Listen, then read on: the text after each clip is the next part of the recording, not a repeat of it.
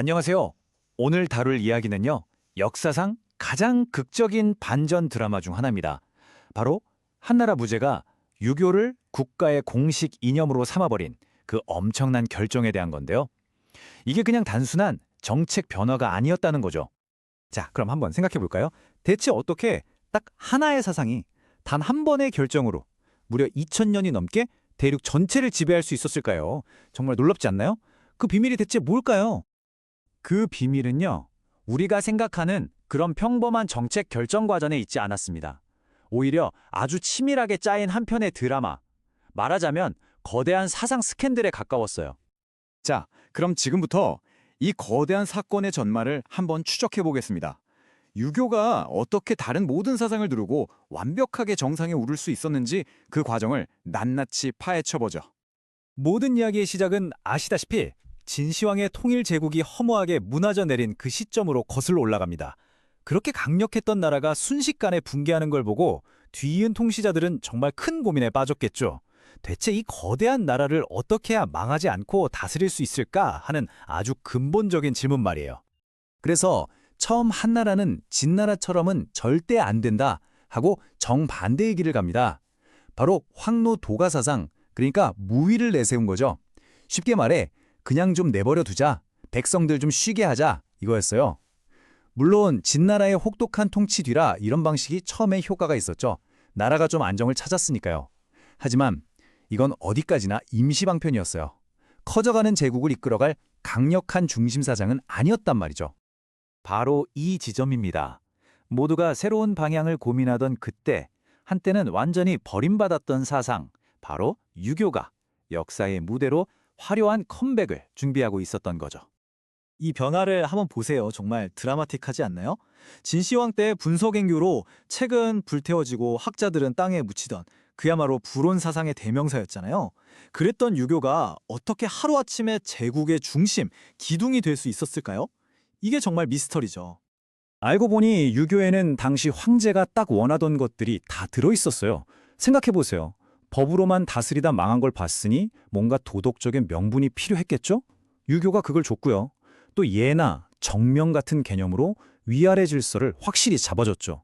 게다가 효사상으로 가정부터 튼튼하게 만드니 이건 뭐 사회 안정을 위한 완벽한 맞춤형 솔루션이었던 셈입니다. 자, 이 거대한 판을 짠 두 명의 핵심 인물이 있었습니다. 바로 설계자들이죠.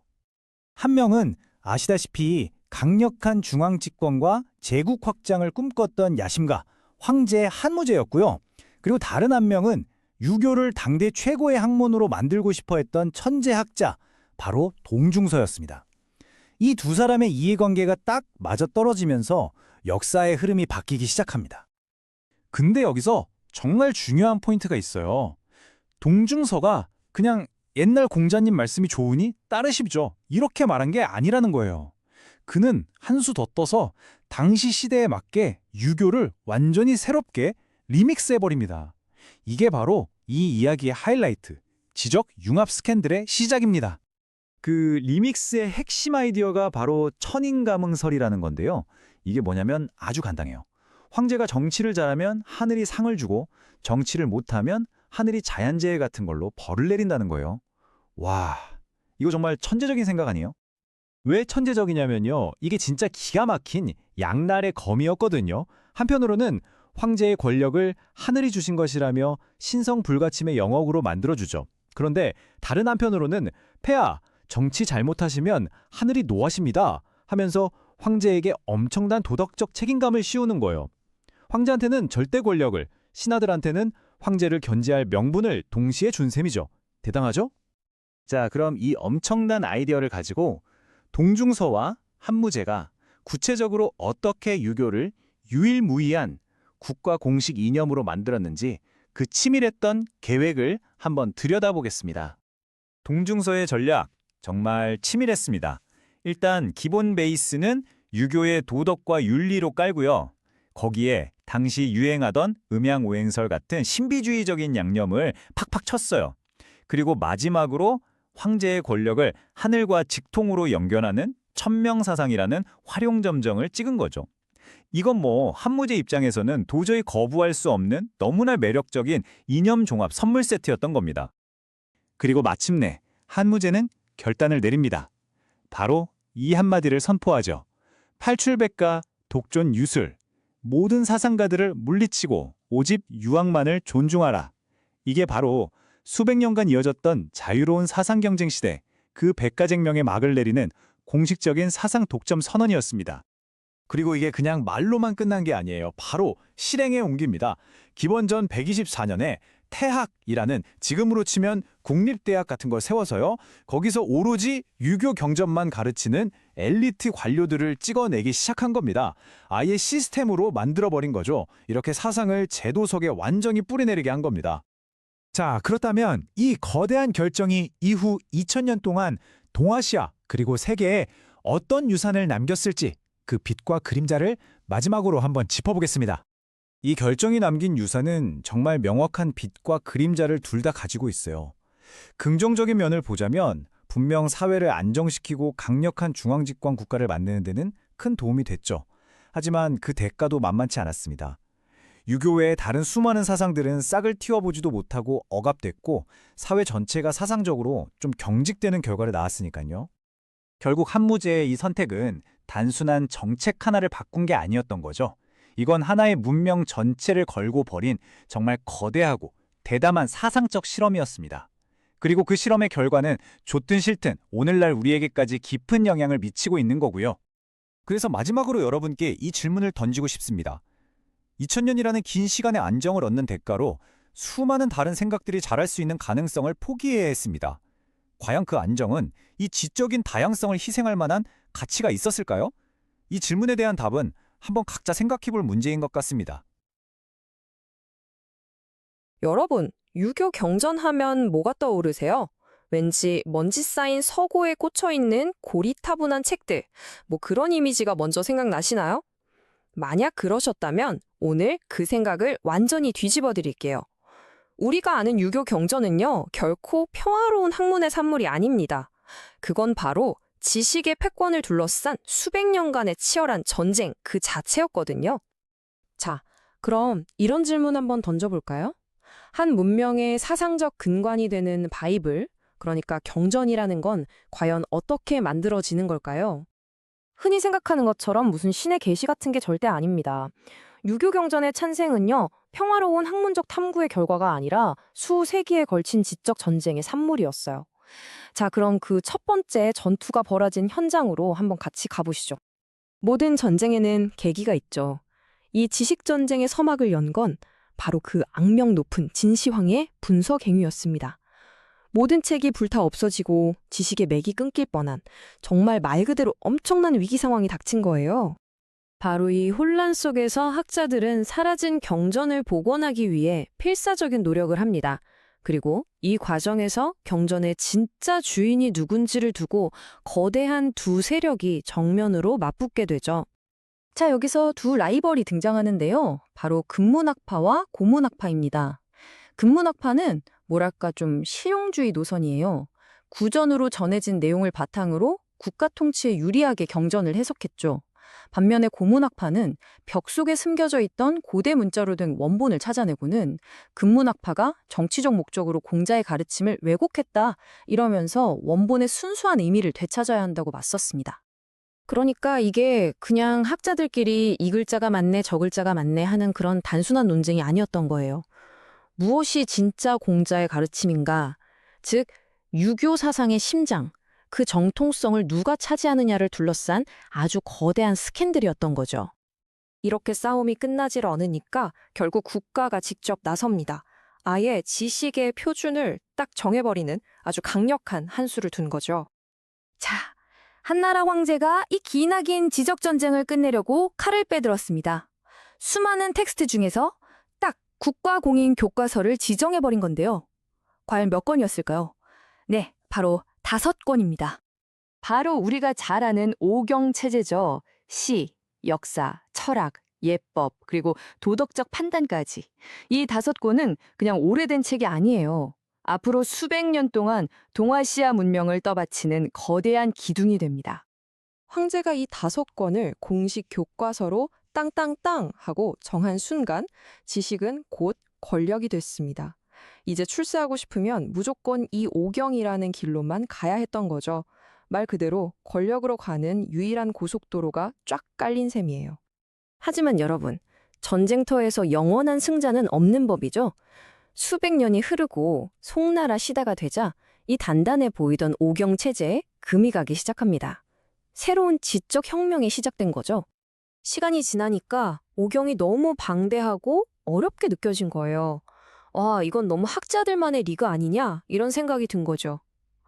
바로 그때 주희라는 걸출한 학자가 나타나서 더 작고 더 강력한 새로운 경전 체제를 들고 나옵니다. 주의가 내세운 건 그 방대한 오경이 아니었어요. 유교 철학의 엑기스만 뽑아낸 훨씬 날카롭고 강력한 무기였죠. 기존 질서를 완전히 흔들어버린 이 새로운 경전, 단 4권으로 모든 걸 설명합니다. 바로 우리가 사서라고 부르는 논어, 맹자, 대학, 중용입니다. 이 책들의 특징은 뭐냐면 거대한 국가담론보다는 개인의 수양, 내면의 성찰에 훨씬 더 집중한다는 거예요. 유교 사상으로 가는 더 빠르고 깊은 지름길을 열어준 셈이죠. 이게 바로 새로운 바이블 스캔들인 겁니다. 사서는 오경보다 훨씬 짧고 간결한데 철학의 핵심은 꽉 잡고 있었거든요. 그리고 결정타, 이게 과거 시험의 핵심 과목이 되면서 지식 권력의 판도를 그냥 완전히 뒤집어 버린 거예요.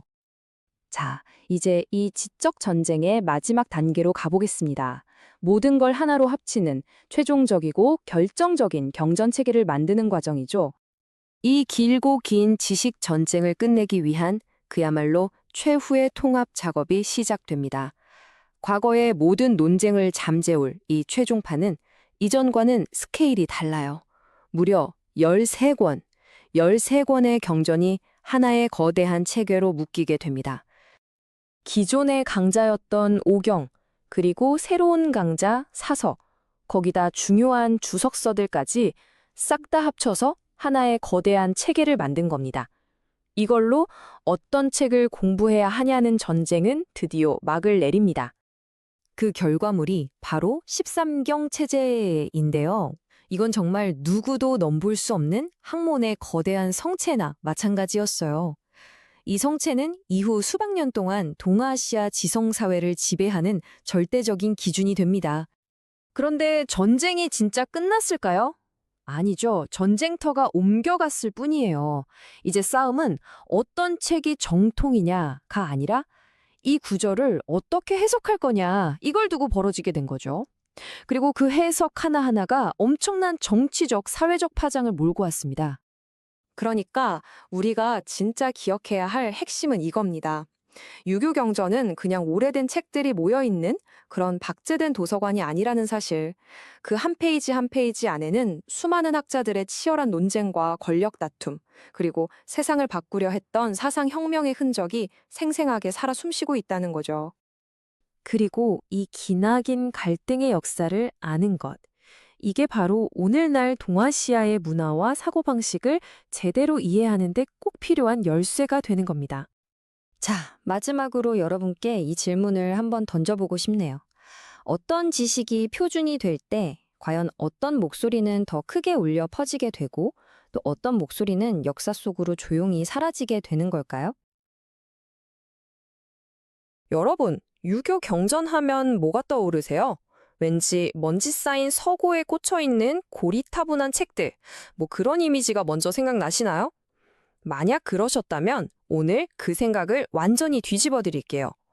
우리가 아는 유교 경전은요, 결코 평화로운 학문의 산물이 아닙니다. 그건 바로 지식의 패권을 둘러싼 수백 년간의 치열한 전쟁 그 자체였거든요. 자, 그럼 이런 질문 한번 던져볼까요? 한 문명의 사상적 근간이 되는 바이블, 그러니까 경전이라는 건 과연 어떻게 만들어지는 걸까요?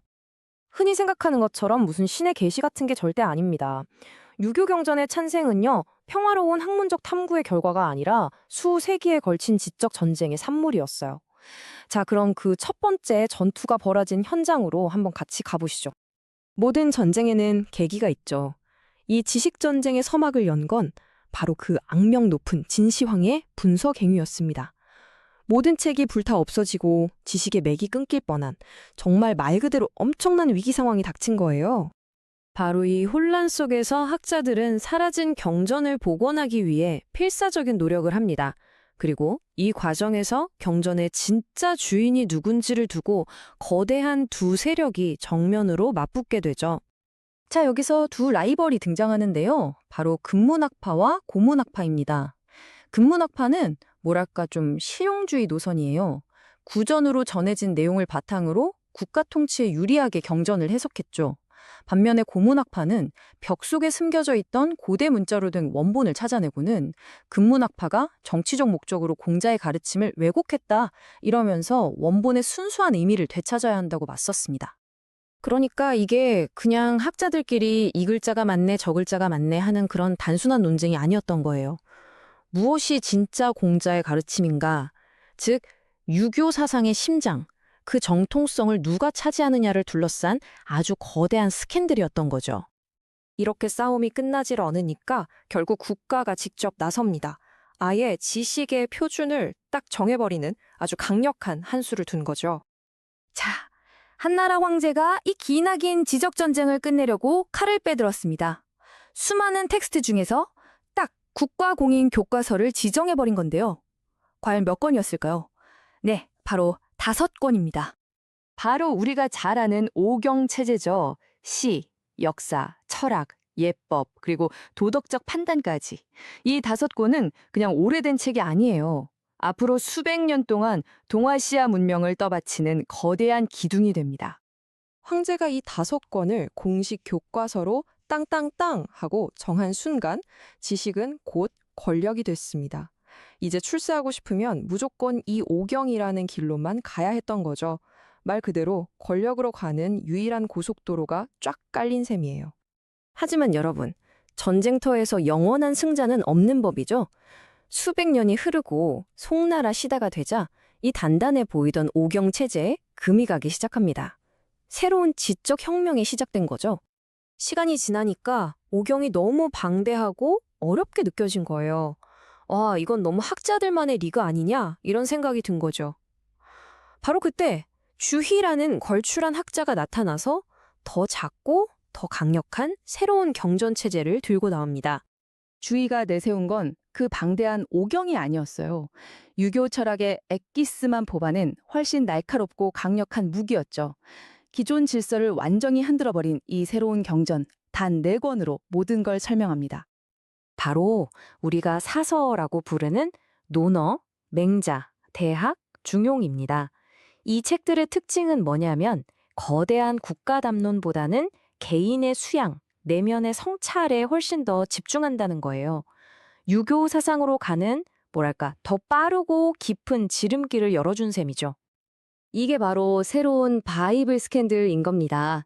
사서는 오경보다 훨씬 짧고 간결한데 철학의 핵심은 꽉 잡고 있었거든요. 그리고 결정타, 이게 과거 시험의 핵심 과목이 되면서 지식 권력의 판도를 그냥 완전히 뒤집어 버린 거예요. 자, 이제 이 지적 전쟁의 마지막 단계로 가보겠습니다. 모든 걸 하나로 합치는 최종적이고 결정적인 경전 체계를 만드는 과정이죠. 이 길고 긴 지식 전쟁을 끝내기 위한 그야말로 최후의 통합 작업이 시작됩니다. 과거의 모든 논쟁을 잠재울 이 최종판은 이전과는 스케일이 달라요. 무려 13권, 13권의 경전이 하나의 거대한 체계로 묶이게 됩니다. 기존의 강자였던 오경, 그리고 새로운 강자 사서, 거기다 중요한 주석서들까지 싹 다 합쳐서 하나의 거대한 체계를 만든 겁니다. 이걸로 어떤 책을 공부해야 하냐는 전쟁은 드디어 막을 내립니다. 그 결과물이 바로 13경 체제인데요. 이건 정말 누구도 넘볼 수 없는 학문의 거대한 성체나 마찬가지였어요. 이 성체는 이후 수백 년 동안 동아시아 지성사회를 지배하는 절대적인 기준이 됩니다. 그런데 전쟁이 진짜 끝났을까요? 아니죠. 전쟁터가 옮겨갔을 뿐이에요. 이제 싸움은 어떤 책이 정통이냐가 아니라 이 구절을 어떻게 해석할 거냐, 이걸 두고 벌어지게 된 거죠. 그리고 그 해석 하나하나가 엄청난 정치적, 사회적 파장을 몰고 왔습니다. 그러니까 우리가 진짜 기억해야 할 핵심은 이겁니다. 유교 경전은 그냥 오래된 책들이 모여 있는 그런 박제된 도서관이 아니라는 사실. 그 한 페이지 한 페이지 안에는 수많은 학자들의 치열한 논쟁과 권력 다툼, 그리고 세상을 바꾸려 했던 사상 혁명의 흔적이 생생하게 살아 숨쉬고 있다는 거죠. 그리고 이 기나긴 갈등의 역사를 아는 것. 이게 바로 오늘날 동아시아의 문화와 사고방식을 제대로 이해하는 데 꼭 필요한 열쇠가 되는 겁니다. 자, 마지막으로 여러분께 이 질문을 한번 던져보고 싶네요. 어떤 지식이 표준이 될 때 과연 어떤 목소리는 더 크게 울려 퍼지게 되고 또 어떤 목소리는 역사 속으로 조용히 사라지게 되는 걸까요? 여러분, 한 가지 철학이 동아시아 정체를 지배하게 된 비결이 뭘까요? 흔히 생각하는 조용한 명상이나 깊은 사색? 아니에요. 사실 그 뒤에는요, 정말 기가 막힌 잘 짜인 정치적 스캔들이 있었습니다. 오늘 바로 그 이야기 속으로 한번 들어가 보죠. 자, 상황을 한번 그려볼까요? 아주 잔혹했던 진나라가 막 무너졌습니다. 그리고 여러분이 이제 막 세워진 한 나라의 지배자가 된 거예요. 눈앞이 캄캄하죠. 가장 큰 고민이 뭐였을까요? 바로 이 어마어마하게 넓은 제국을 대체 어떤 생각, 어떤 이념으로 하나로 묶을 것이냐. 바로 이 문제였습니다. 그 전에 두 번의 실험이 있었는데 둘 다 실패했어요. 한쪽은 아시다시피 법가 사상을 내세워서 공포 정치로 밀어붙이다가 15년 만에 폭삭 무너졌고요. 그 다음엔 도가 사상, 그러니까 아무것도 하지 않는 방식으로 나라를 다스려 봤는데 안정을 됐지만 제국을 이끌고 나갈 큰 그림, 비전 같은 게 전혀 없었죠. 그러니까 말 그대로 이념적인 진공 상태가 생긴 거예요. 바로 이 틈을 비집고 들어올 새로운 경쟁자를 위한 완벽한 무대가 딱 차려진 셈이죠. 그리고 바로 그 무대 위로 정말 누구도 예상치 못했던 경쟁자가 등장합니다. 누굴까요? 네, 바로 유교입니다. 아니, 진나라 때 그렇게 책이 불태워지고 학자들이 핍박받았던 그 유교가 말이죠. 정말 놀라운 귀환을 준비하고 있었던 겁니다. 아니, 근데 갑자기 왜 유교였을까요? 생각해보면 한무제 같은 야심만만한 황제 입장에서는요, 유교가 정말 완벽한 통치 매뉴얼처럼 보였을 거예요. 왜냐면 명확한 사회 질서, 정치적 위계 질서를 딱 정해주죠. 또 인과 덕 같은 도덕적 수양을 강조하니까 백성들을 가스리기도 좋고요. 게다가 가족윤리, 즉 효를 국가의 근본으로 삼으니까 자연스럽게 신하들에게 충성과 복종을 요구할 수 있었거든요. 필요한 게 다 들어있는 종합 선물 세트 같았달까요? 자, 이 엄청난 컴백, 이 유교의 화려한 리브랜딩 뒤에는요, 두 명의 핵심 설계자가 있었습니다. 바로 강력한 제국을 꿈꿨던 야심과 한무제, 그리고 그의 불행이 되어준 천재학자 동중서였죠. 여기서 동중서가 꺼내든 비장의 카드가 바로 천인가문설이라는 겁니다. 이게 뭐냐면 기존 유교에다가 당시에 유행하던 신비주의 사상을 아주 기가 막히게 섞은 거예요. 내용은 간단해요. 황제가 정치를 잘하면 하늘이 복을 내려주고 개판으로 하면 홍수나 지진 같은 재앙으로 벌을 내린다, 이거죠. 와, 황제 입장에서도 백성 입장에서도 뭔가 혹하지 않나요? 정말 거부하기 힘든 아이디어였어요. 이게 진짜 천재적인 융합 스캔들인 이유가 바로 여기 있습니다. 보세요. 한편으로는 황제의 권력은 하늘이 준 거니까 신성하다, 이렇게 해서 아무도 감히 도전하지 못하게 만들죠. 그런데 동시에 하지만 하늘이 다 지켜보고 있으니 똑바로 정치 안 하면 벌 받는다, 이러면서 황제 스스로 폭주하지 못하게 하는 안전장치까지 딱 걸어놓은 거예요. 그야말로 양날의 검이죠. 그리고 마침내 한무제가 동중서의 이 제안을 전격적으로 받아들입니다. 모든 사상가들은 물러가라. 이제부터 오직 유교만을 존중하고 따를 것이다. 이렇게 선포해버린 거죠. 춘추전국 시대부터 수백 년간 이어져온 자유로운 사상 경쟁의 시대가 바로 이 순간 막을 내린 겁니다. 자, 그런데요. 말로 선언하는 거야 쉽죠?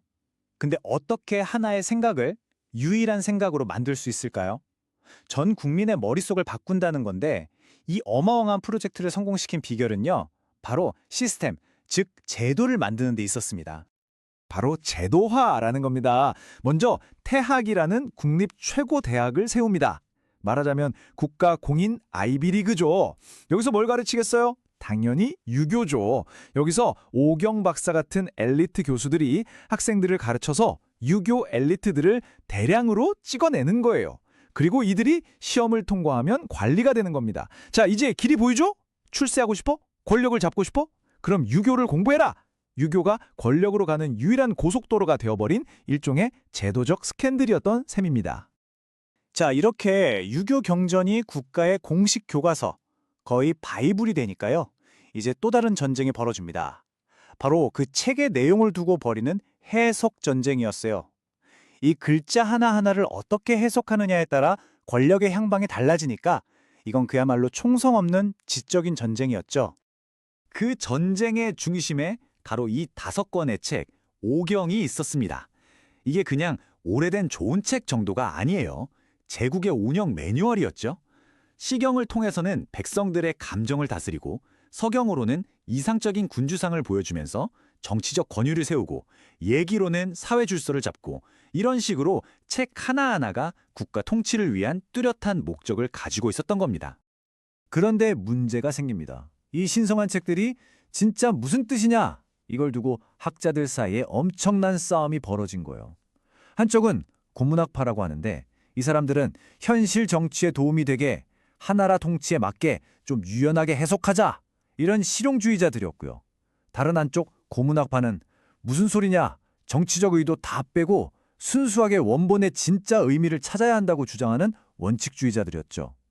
이건 단순히 학문 논쟁이 아니라 유교의 본질, 그 영혼을 두고 벌인 진짜 치열한 싸움이었습니다. 결국 이 이념 독점 전략은요, 엄청난 정말 대성공을 거둡니다. 한나라 때의 국가 이념이 된 거 시작으로 송나라 때는 사서 중심으로 업그레이드되고 청나라 때는 13경으로 완성되죠.